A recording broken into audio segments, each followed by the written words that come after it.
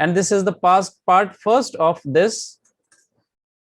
I hope my screen is completely visible to you. Now I start this. So the topic of the lecture is, this is teaching, concept, objectives, levels of teaching. These are memory, understanding, reflective, then characteristics of teaching and basic requirements of teaching. So this is the complete topic, and I shall not rush and go fast. As I usually teach, I shall teach you in this way, okay? Although this is a theory, I shall make my best effort to teach you it completely.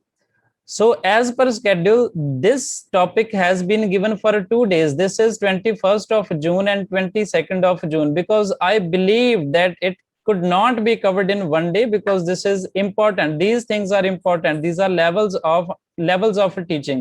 So in this video lecture, up to 7:25 p.m., I shall teach you about concepts, objects, characteristics, or some other things regarding teaching. Okay. So now I move further and start my lecture. So agenda and topics have already been written. You have already gone through. I believe that whatever I provide to you, you are very aware of that. So what is teaching?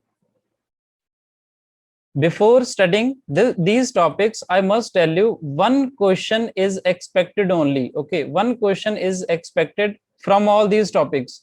And the most important thing in this complete topic is levels of teaching. This is levels of teaching. But before going through levels of teaching, you have to understand the teaching concept, then objectives, then characteristics and basic requirements as well. Because we are not supposed to leave anything. Okay, we have to go through from each and everything given in the syllabus, and I shall make it completely covered to you. Okay, so now we started. So this is a teaching. We have written only those lines which contain some important elements to teach you. Okay, only those lines. Each and every data or the notes shall be provided to you after my lecture. Okay. So what is teaching? Only the key points have been written. You have to understand this. You are not supposed to cram whatever is written in these slides. Okay, I have written only the relevant system and relevant points which are important from exam point of view only. So teaching is one of the instruments of education. So this is the first key point. What is teaching? Teaching is an instrument of education and a special function to impart understanding and skill. So this is the second key point. Okay. So from all these things, you can decipher the features of teaching. Okay. So first of all, teaching is an instrument of education. And secondly, this is a special function to impart understanding and skill. Okay. And its main function is to make learning effective. So the main purpose of teaching, or the main function of teaching, is to make learning effective. So that means learning comes after teaching. We learn each and everything from number of items around us. We learn from our teachers. So that's why teaching is supreme than learning. Teaching means interaction. So this is the fourth key point, sorry. So this is the interaction between two individuals. So the first individual is teacher. This is myself. And the second one is a student. This is you. So in this slide, what you have learned, that teaching is one of the instrument of education. This was the first thing. And secondly, it is a function to impart understanding and skill. The third one is it makes learning effective. And the fourth one, it includes the interaction between teachers and learners. So these are the things I have written, although a lot of things can be written in that which have already been provided in the notes. But we have to understand it completely. That's the reason why I have explained each and every key point in this slide. So this is the next one. This is Only 2 slides are there. After that, we shall make some concepts about teaching. Teaching is also a process. So this is the 5th key point. This is a process in which one individual teaches or instruct another individual. So first individual was the teacher itself. So that means it includes the instructions as well. Okay. So the next one is teaching is considered as an act of imparting instructions. Imparting means giving of instructions to the learners in the classroom situation. Okay. So in a classroom situation, the teacher imparts the instructions to the learners. So that means there are 3 items involved in the process of teaching. These are also known as elements of teaching, which is very important topic that we shall cover in this day. Okay. So elements like teaching and all the teaching materials, and the last one is learner. Learner means the student. Okay. So now I move further, and these are the definitions already been given in the notes. I don't believe that I have to go through from each and every definition, because these are very easily understandable, and you are not supposed to cram that what Deve has said or what H.C. Morrison has said. You are not supposed to cram that. Okay, but what you have to learn is to what is the contribution of different renowned personalities in the field of educations. Okay, in the field of education, these are the brief explanations which we shall cover for you. Okay, otherwise these are just to tell you what is the teaching about. I genuinely believe that you can go through. Still I go through from one of the definition given in this slide. This is teaching is intimate contact between the more mature personality and a less mature one. Okay, this was given by Morrison. So he believed that this is the interaction or the intimacy between the matured personality and a less matured personality. You already know that who is matured and who is less mature, who has to learn yet and who has to teach now. Who has to teach now? This is teacher. And who has to learn now? This is student. Now we move further to the next. There are 3 main aspects. So these aspects are not considered as elements. Elements are different, but aspects are different. Okay. So there are 3 aspects involved in teaching. The first one is teacher. Okay. The second one is a student. And the third one is education. Okay. A teacher can teach you student only those things which are relevant from learning point of view, and which things are relevant, these are considered as education. Okay, a teacher can educate to the student. So that means what he is doing, he is imparting the education. Okay, he is giving the education. So there are 3 main aspects of teaching. These are teacher, then the student, and the education. Teacher gives education to student. So this can also be the way. It's not necessary that the student should come at second place only. This can be make any at any level. Okay. So the thing is, the kind of a question can be asked to you, which of the following is not the main aspect. Okay, the main aspect. So 4 options could have been given, like first is teacher, the second is student, and the third is education, and fourth one is something else. Then you have to select that one. Okay, so that's why I have written in this slide what are the main aspects of teaching. So the next is this is the most important thing. Okay, although I have already stressed out that the questions can be asked from the level of memory or level of understanding. Okay, levels of teaching, but you have to go through from the objectives as well, because the reasoning and assertion kind of questions can also be asked, and you have to go through from the features, then characteristics, then the objectives of the teaching aptitude. Now, what are the different objectives? Although these have been written in detail but I have written only key points here so that I can teach you the way I teaches to my class. Acquisition of knowledge. So the first objective of teaching is to acquire the knowledge, is to gain the knowledge. Here is a person, here is teacher, then here is student. The purpose of a student or the objective of the teaching is to acquire the knowledge. So the student has to acquire the knowledge. Then development of understanding. Okay. So teaching has an hidden objective of making the understanding develop. So if the student has the speed of understanding the things fastly, then this becomes the key objective of teaching aptitude. I mean, what I am teaching, you are understanding all the things. We shall take all the example of ourselves. Here in this situation, I am the teacher and you are the student. Okay. So the first objective was to acquire the knowledge. Why you are here? The only reason is you wishes to acquire something from you. Why you are here?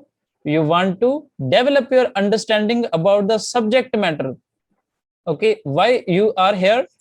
You are here for a development of a conceptual, intellectual, subject specific skills. You want to learn today's topic. That's why you have joined this class. Then development of values in general. Okay.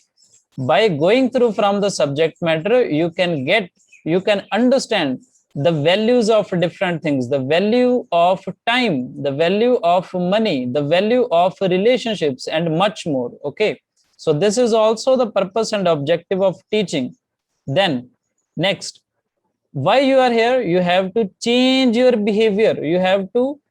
A teacher has to change the conduct of the student. What student is right now, we have to change him to the level so that he can achieve something.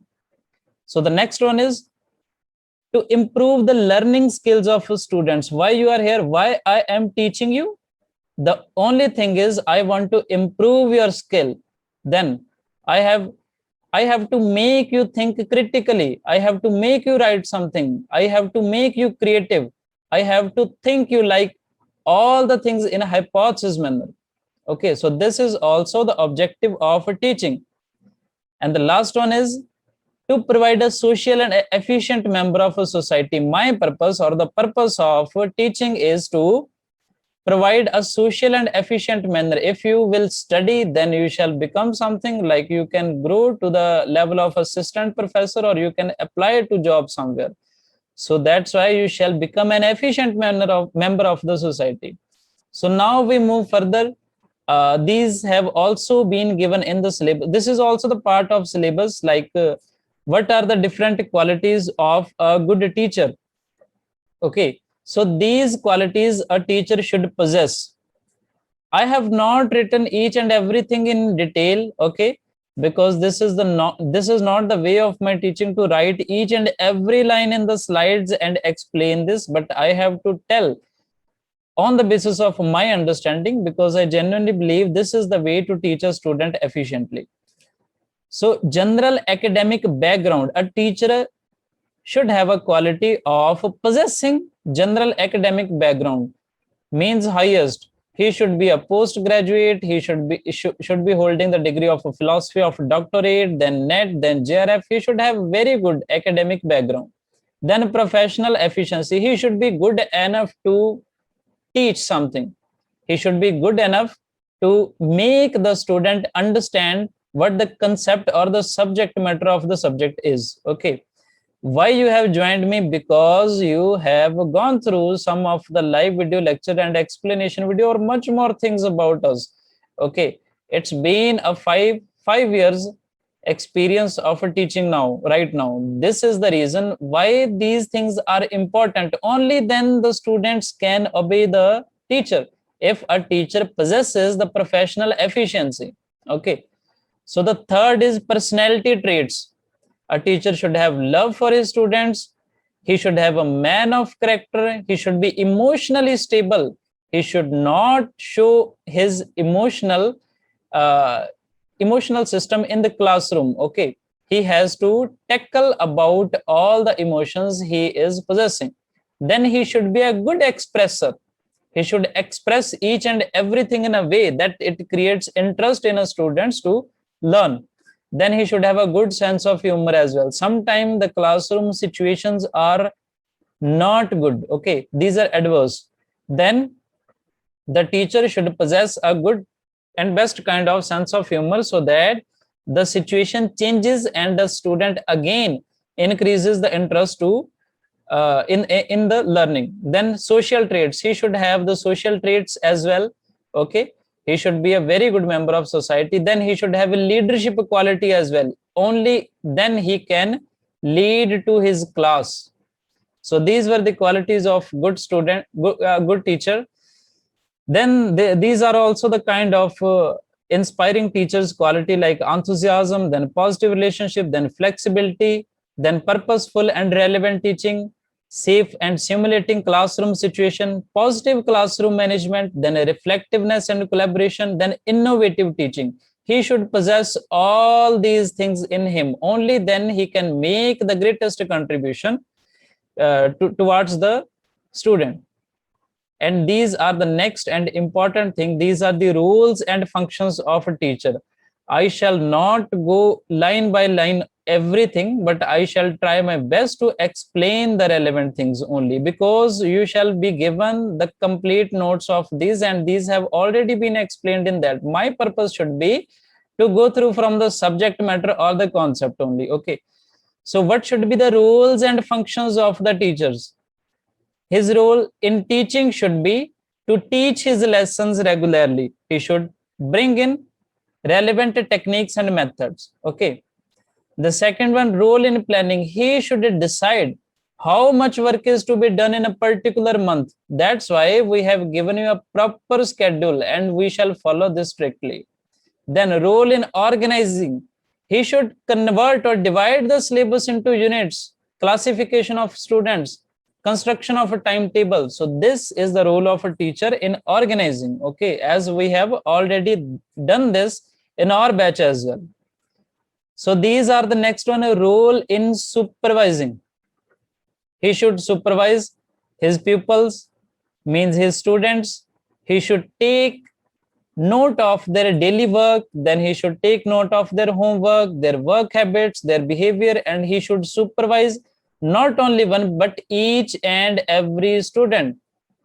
I must tell you that in a week you shall get a phone call from my side, okay, to take a note of whether you are regular in studies or not, whether you are watching all the recorded videos or you are taking the live lectures or not, okay.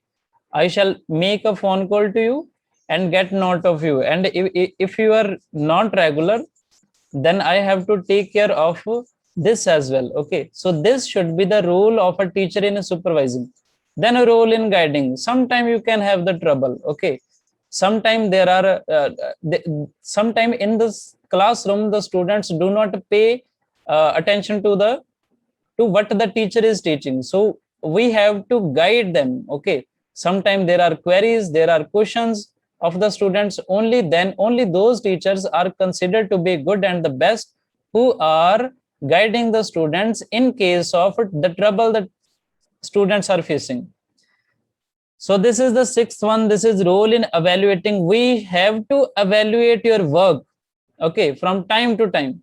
We have to evaluate work of the pupil, and your participation should be evaluated by teacher from time to time. I shall take the attendance of you on a regular basis. From today or from tomorrow onwards, we shall provide you roll numbers, and you shall be able to see your results and all the days in which you have attended the lecture or you have attended the test. All these things shall be declared in the website itself. So this system is known as evaluation. We shall make your proper evaluation. We shall check your test. We shall assign you the marks. We shall take your attendance regularly, and we shall keep note of each and everything you are doing.